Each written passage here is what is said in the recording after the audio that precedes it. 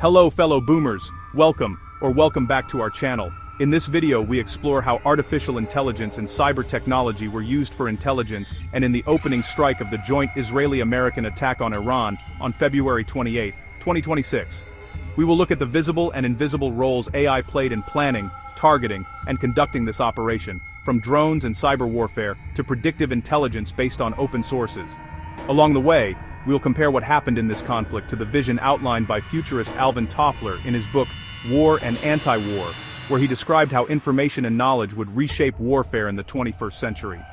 The material for this script is drawn from open sources, news reports, professional and defense-oriented websites, think tank analyses, cybersecurity blogs, and secondary literature about Toffler's work, all synthesized into a coherent narrative without touching the political side of this war and its global outcome. By the end of this video, you will understand not just how AI and cyber technology shaped this operation and especially its opening strike, but why Alvin Toffler saw it coming 30 years ago and what it means for every one of us living in this new age of warfare. We will also confront a disturbing question that military strategists and ethicists are asking right now. If AI has already mastered the art of war, why has it done almost nothing to prevent it? Stay with us, because the answers may change the way you see the world. If this kind of analysis is what you've been looking for, real insights about AI and the world we're living in, explained clearly and without the jargon, then hit that like button, subscribe if you haven't already, and share this video with someone who needs to understand what's really happening. And tell us in the comments, do you think AI is making the world more dangerous or more safe? We read every single response. Let us begin with the opening strike itself, on the morning of February 28, 2026. According to public reporting, this initial phase, often referred to in Western media as Operation Epic Fury, or Operation Lion's Roar, as the Israelis called it, combined airstrikes, loitering munitions, cyber attacks, and attacks on Iranian command and control systems in a tightly compressed time window, in what is probably the most complex, coordinated, and intelligent strike in military history. Israel and the United States focused early waves on decapitation targets, seeking to disrupt senior command echelons, integrated air defenses, missile and drone infrastructure, and critical communication hubs. This was not a single Axis air raid, but a carefully sequenced, multi-domain operation in which timing, coordination, and surprise depended on rapid information processing. Analysts note that such an operation presupposes sophisticated battle management and intelligence fusion systems, which rely heavily on AI components to merge data, prioritize targets, and support human decision-makers. On the Israeli side, open sources suggest a familiar pattern. A mix of manned aircraft with long-established families of drones and loitering munitions, such as suppression of air defense systems derived from the Harpy and Harop lines. The Harpy and Harop are Israeli kamikaze drones, unmanned aircraft that loiter over the battlefield, locate enemy radar and air defense systems, and then crash directly into them to destroy them. These systems provided electronic warfare support, visual and infrared reconnaissance, and precision strikes on radar and air defense sites. At the same time, American assets brought additional layers of strike capability and global intelligence infrastructure. While official documents avoid detailing specific algorithms, the complexity and speed of the operation point to a deep integration of machine learning into target development, mission planning, and real-time battle management. To understand the role of AI in this campaign, we must first look at how intelligence was gathered and processed. While human intelligence and satellite imagery remain essential, signals intelligence and electronic surveillance have become increasingly central to how modern militaries understand the battlefield. It is a vast ecosystem of open-source intelligence from media and social networks, signals intelligence from intercepted communications, geospatial intelligence from satellites and drones, and cyber-derived data from networks and systems.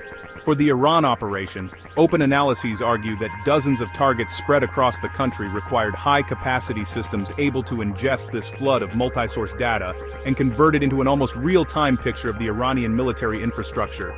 For example, while Khamenei thought he was safe behind layers of security, Israeli intelligence had already been watching his every move for years. Through his own city's traffic cameras, hacked and streamed directly to Tel Aviv. AI and machine learning were crucial for tasks such as pattern recognition in satellite imagery, anomaly detection in communications traffic, and predicting how Iranian units would move, hide, or reposition under pressure.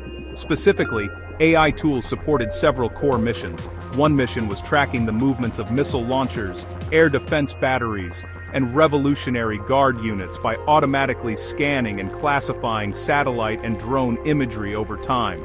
Another mission was correlating traffic patterns and communication spikes with likely operational preparations, while filtering out civilian noise and adversary deception efforts. A third mission involved maintaining dynamic target lists and scoring each target according to importance, vulnerability, and time sensitivity, so that decision-makers could see which objectives were hot and which had cooled or moved. Without automation and AI-assisted analytics, such a constantly updated target bank for a large and dispersed country would be extremely difficult to maintain.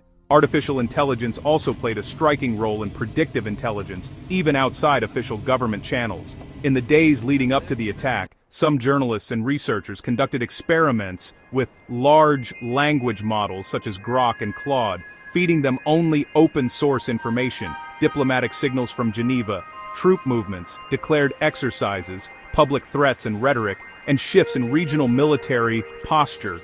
Remarkably, at least one of these experiments produced the date February 28 as a high-probability window for a joint US-Israeli strike on Iran, with appropriate caveats and uncertainty.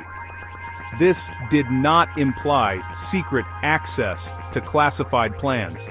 Instead, it indicated that models trained on vast amounts of data could synthesize public signals into credible forecasts about the timing and likelihood of conflict.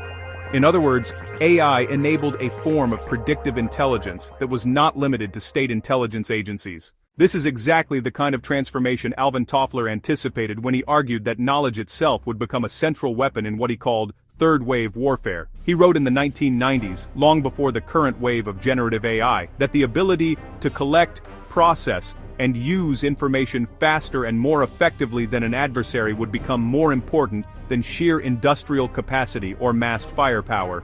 In this sense, the Iran operation can be seen as an example of a knowledge-driven war.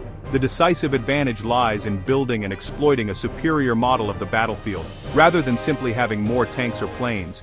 Let us now turn to AI as a force multiplier in the opening strike itself, especially in drones, loitering munitions, and battle management.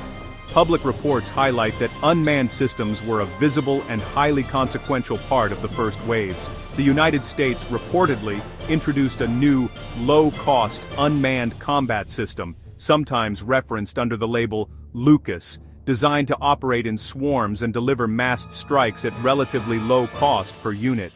Israel's loitering munitions and surveillance drones complemented these systems, engaging air defenses, relay stations, and time-sensitive targets. Though details are scarce, experts infer that these platforms used automated target detection on video and infrared feeds, optimized flight paths to avoid radar coverage, and coordinated target allocation so that multiple drones would not redundantly strike the same objective. Crucially, these systems still operated under human-in-the-loop rules for lethal decisions, at least according to official doctrine and public statements. Humans approved target lists, authorized strikes, and monitored engagement zones. Yet the speed and precision of the campaign suggest that AI tools handled a great deal of the underlying work, classifying objects in imagery, suggesting optimal routes, flagging emerging targets, and resolving conflicts between multiple shooters. Without such support, it's hard to imagine compressing the sensor-to-shooter cycle to minutes or seconds, which appears to have been one of the defining features of this operation. On the defensive side, AI also played a role in protecting Israel, U.S. forces, and regional allies from Iranian retaliation. Iran responded with salvos of hundreds of missiles and drones aimed at Israel and Gulf countries. To counter these barrages, layered air defense systems had to detect, track, classify, and prioritize a large number of incoming threats almost simultaneously. Modern command and control architectures incorporate algorithms that assess each inbound object's trajectory, speed, and likely impact point, then decide which interceptors to fire, in what order, and from which batteries. AI-assisted systems help avoid over-engagement, prevent fratricide, and conserve interceptors for the highest value threats. In this sense, both sides of the exchange, offensive and defensive, were shaped by AI-enabled decision support.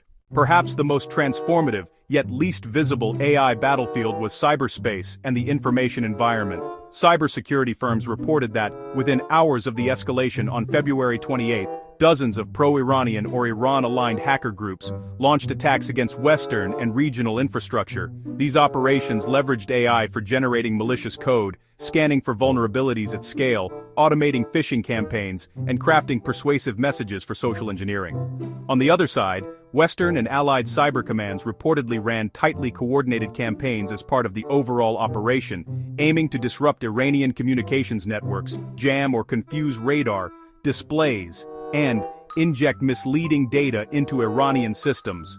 In the realm of information and perception, AI amplified both propaganda and analysis. Generative models made it easier to mass-produce text, images, and video designed to shape public opinion inside Iran, in the wider Middle East, and in global audiences.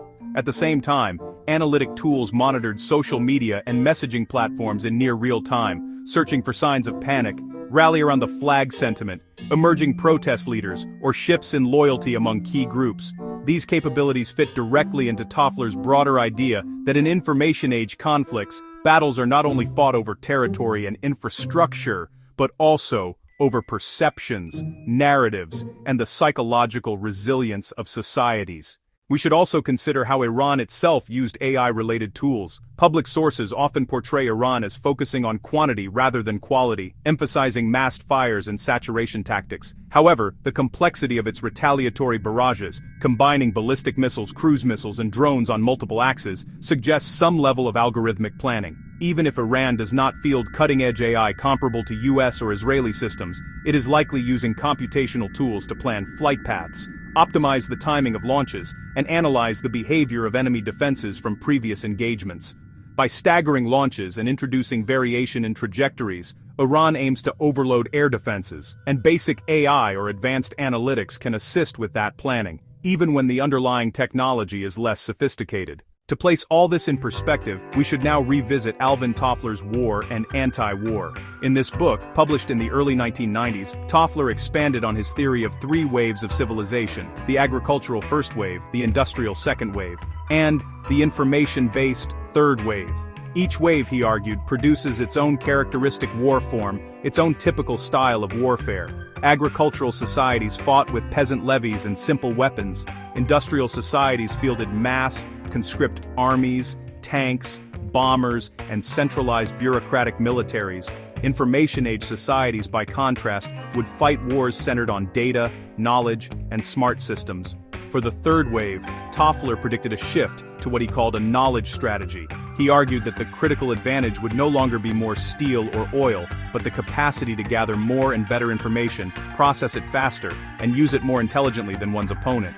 He discussed the rise of intelligent weapons, battlefield robots, unmanned aerial vehicles, reconnaissance satellites, and enormous information processing systems. He cited the first Gulf War as an early example, with precision-guided munitions and real-time intelligence showcasing the beginnings of what he saw as a new era, a war where data flows, sensors, and communication networks mattered as much as tanks and artillery. Toffler went further and speculated about future capabilities. He imagined micro-robots infiltrating enemy headquarters, programmable munitions that could be retargeted in flight, and non-lethal weapons such as acoustic devices to incapacitate enemy forces. He also stressed that as societies and militaries became more digitized, they would become more vulnerable to attacks on information systems, communications networks, and economic infrastructure. In other words, cyber warfare and information operations would become central battlegrounds long before those terms were widely used. Importantly, Toffler did not limit himself to the war side of the equation. He insisted that the information age also demanded a new peace form, a new set of tools and strategies for preventing and mitigating wars. This peace form would rely on increased transparency about force deployments and arms control, global media that could expose preparations for aggression, international monitoring of advanced weapons, and political mechanisms capable of diffusing conflicts before they exploded. He believed that the same technologies enabling advanced warfare could also be harnessed to build more stable and peaceful international systems, if societies chose to do so. Now, let us directly compare the February 28, 2026 operation with Toffler's vision. First, consider the centrality of information. Toffler argued that information and knowledge would become the main center of gravity in future conflicts, replacing sheer industrial mass. The Iran operation strongly reflects this idea. The success of the opening strike hinged on the ability to rapidly collect, fuse, and interpret enormous volumes of data, then convert this knowledge into precise, time-sensitive actions. AI-assisted analytics and decision support were at the heart of this process, turning a messy flood of inputs into coherent situational awareness and actionable target lists. Second, look at unmanned systems and smart weapons. Toffler predicted that battlefield robots, unmanned aircraft, and precision munitions would become core features of information-age war. In February 2026, drones and loitering munitions were indeed ubiquitous in the skies over Iran. They hunted radars, watched roads, hovered over suspected launch sites, and struck targets with high accuracy. Newer concepts like low-cost swarmable drones suggested a shift toward greater scale and complexity, with AI potentially coordinating large numbers of platforms simultaneously. This is very close to the system of systems vision Toffler outlined, even if lethal decisions still required human authorization. Third, examine cyber warfare and digital vulnerability. Toffler warned that as militaries and societies computerized, adversaries would seek to disable them by attacking networks, databases, and communication systems. The Iran conflict demonstrated precisely this dynamic. Cyber operations were not an add-on, but a parallel campaign designed to blind air defenses, disrupt command and control, and sow confusion among both military and civilian decision-makers. AI powered both sides of this cyber contest, from automated defense tools to AI-assisted intrusion and social engineering. This convergence of kinetic and cyber operations exemplifies the type of multi-layered conflict Toffler anticipated. Fourth, consider transparency and open-source intelligence. Toffler suggested that the information age would make the world more transparent, enabling observers to track weapons, forces, and economic relationships more easily. The fact that journalists using public information and off-the-shelf AI tools could generate plausible forecasts about the timing of the strike is a powerful illustration of this trend. What once required a state intelligence service can now be approximated by non-state actors with enough data and computing power. This democratization of predictive intelligence has profound implications for deterrence, surprise, and escalation, many of which he understood in principle, even if he did not foresee the exact technologies. Fifth, ask how well the peace-form vision has been realized. Here, the record is more troubling.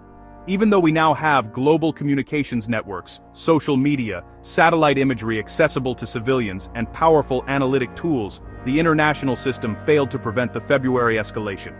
AI was used primarily to predict, plan, and execute a military operation, not to avoid it. There were no effective global mechanisms to leverage transparency and predictive analytics, to enforce diplomatic solutions, or to impose meaningful costs on parties moving toward conflict. In that sense, the war form of the information age has advanced much faster than its corresponding peace form. The operation also exposes deeper issues and risks associated with AI-enabled warfare, as more of the intelligence cycle and tactical recommendation process is handled by opaque algorithms. The black box problem becomes acute. Who is responsible if an AI system misclassifies a civilian convoy as a missile battery, or if a recommendation engine suggests a strike based on faulty data correlations? When humans approve or reject suggestions generated by complex models they do not fully understand, questions of accountability, legality, and ethics become harder to resolve. Another risk is accelerated escalation. As AI compresses the sensor-to-decision-to-shooter chain, the speed at which crises evolve can outpace political and diplomatic processes. In the Iran conflict, the transition from heightened tension and rhetorical threats to large-scale missile and drone exchanges took place over a very short period.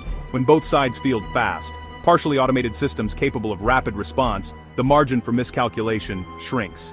This dynamic aligns with Toffler's warnings that high-tech warfare could become dangerously fast and complex, potentially overwhelming human control. Finally, the democratization of predictive power cuts both ways. The experiments using large language models to forecast the strike window show that non-state actors can now perform strategic intelligence tasks once reserved for governments, militant groups, Private companies and even individuals can draw on open data and powerful AI to identify vulnerabilities, estimate response times, and plan disruptive actions. Toffler anticipated that advanced knowledge tools would eventually leak beyond state control, complicating security. The events around February 28 suggest that this leakage is well underway. We can now move toward a concluding reflection. The joint Israeli-American strike on Iran in February 2026 offers a vivid case study of AI-enabled information age warfare. Artificial intelligence was not a magic weapon announced to the world. It was an invisible layer embedded throughout the operation, in the fusion and analysis of multi-source intelligence, in predictive assessments based on open information, in the planning and execution of drone and missile missions, and in cyber and information operations. These tools allowed the attacking forces to build and update a rich picture of the Iranian battlespace and to act on it quickly and precisely, while also strengthening defensive measures against Iranian retaliation. When we compare this reality with Alvin Toffler's ideas in War and Anti-War, the parallels are striking. He foresaw a shift from industrial mass to informational advantage, from dumb firepower to smart, networked systems, and from purely physical clashes to integrated campaigns across physical, cyber, and cognitive domains. The February 2026 operation fits neatly into this framework. In many ways, it looks like the mature expression of the third-wave war form he imagined 3 decades ago, complete with drones, smart munitions, cyber strikes, and global information flows. Where the comparison is less flattering is in the realm of anti-war. Toffler hoped that the same technologies that make high-tech warfare possible could also support new mechanisms for peace, greater transparency, early warning, global media scrutiny, and data-driven conflict prevention strategies. The Iran case suggests that those possibilities remain largely unrealized. AI has been integrated deeply into how wars are planned and fought, but only superficially, if at all, into how they are prevented. The international community has not yet built robust institutions or norms that use AI and global information systems to detect, deter, and diffuse crises before they turn violent. Looking ahead, the challenge is therefore double.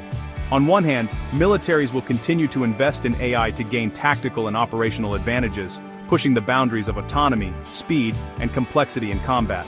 On the other hand, societies must grapple with the ethical, legal, and strategic consequences of delegating more and more critical functions to opaque algorithms. If the logic of Toffler's analysis is correct, the real test of our era will not be whether we can build ever more sophisticated AI-driven war systems. It will be whether we can construct an equally sophisticated peace form, a set of international norms, institutions, and technologies that harness AI for restraint, transparency, accountability, and de-escalation.